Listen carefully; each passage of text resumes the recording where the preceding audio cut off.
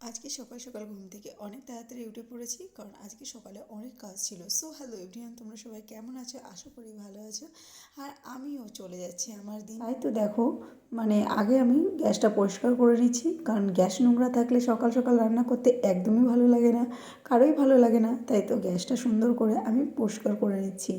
এরপরে অনেক বাসন টাসন আছে, সেগুলো মাজতে হবে। তো বন্ধুরা, তোমরা সবাই কেমন আছো?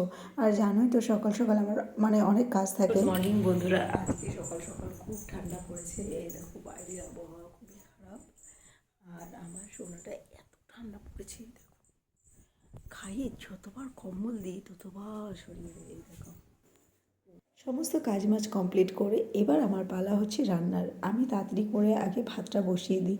ভাতটা হতে হতে আমার ওদিকে জামা কাপড়ও কাচতে হবে, তার জন্য আগে আমি ভাতটা বসিয়ে দিই। কারণ সোনা ওর ঘুম থেকে উঠলে খাবে, ওর বাবা ডিউটি থেকে আসলে খাবে। কারণ ওর বাবার ছিল নাইট ডিউটি, তাই আসলেই ভাত খাবে। 8:30 9টার দিকে চলে আসবে।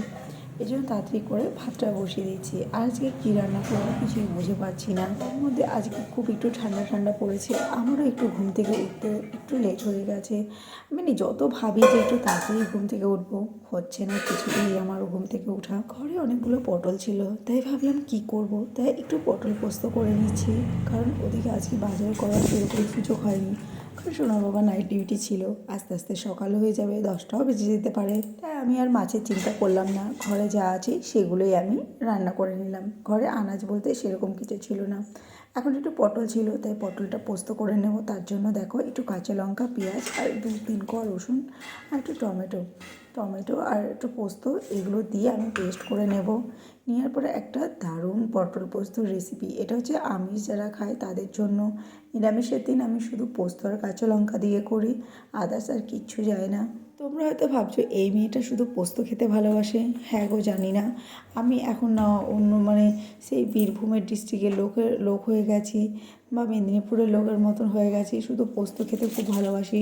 আমার যে নদিয়ার বাড়ি, আমার নদিয়ার বাড়ি ঠিক আছে, কিন্তু আমি পোস্তটাও খুব ভালোবাসি, করার কিছু নেই।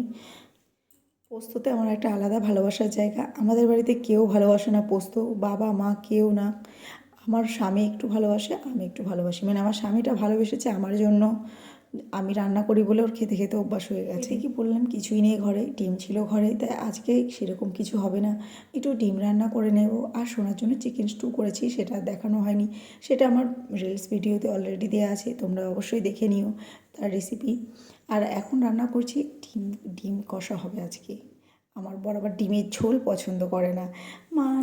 যা খুশি, ওদের কথা ভাবতে ভাবতে নিজের কথা ভুলে গেছি। অ্যাকচুয়ালি তাই, মা আর বউ দুটো হলে নিজের কথা ভুলে যেতে হয়। তখন ভাবতে হয় স্বামী কী খাবে, আর তখন ভাবতে হয় ছেলে কী খাবে। আর নিজের খাওয়া দাওয়া আমি ভুলে গেছি। এখন ওরা যেটা খায় সেটাই আমি খেয়ে নিই, আমার কোনো ব্যাপার না। আমার হলো পেট ভরা নিয়ে হলো কথা। এমন একটা সিচুয়েশনের মধ্যে আমি আছি যে আমি ভাবি যে আমার খিদেটা মরলেই যথেষ্ট।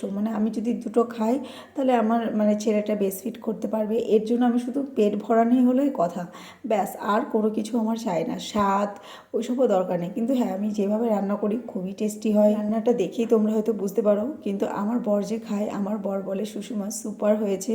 আর আমার সোনার যে আমি খাবার বানাই, সেগুলো আমার সোনা হাম করে খেয়ে নেয়।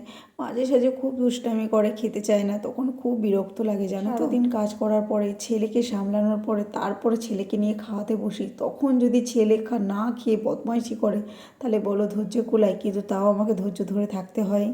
ধৈর্য হারালে তো একদমই চলবে না, কারণ আমি যে মা, আর আমার আশেপাশে কেউ নেই আমার ছেলেকে সামলানোর মতন। তাই আমাকে ধৈর্য ধরে বসে থাকতে হয়। ও কিছুক্ষণ খেলা করে, তারপরে আবার ওকে আমি খাওয়াতে বসি। যাই হোক, এইভাবেই তো আমার চলছে, কারণ কি করব, করার কিছু নেই। আমার থেকেও এখন কেউ নেই, সবার লাইফে ব্যস্ত আছে, মস্ত আছে, আরাম করছে, সুখে আছে। আর আমি আর আমার ছেলে যে বলবো না দুঃখে আছি, অবশ্যই আমি আর আমার ছেলেও সুখে আছি।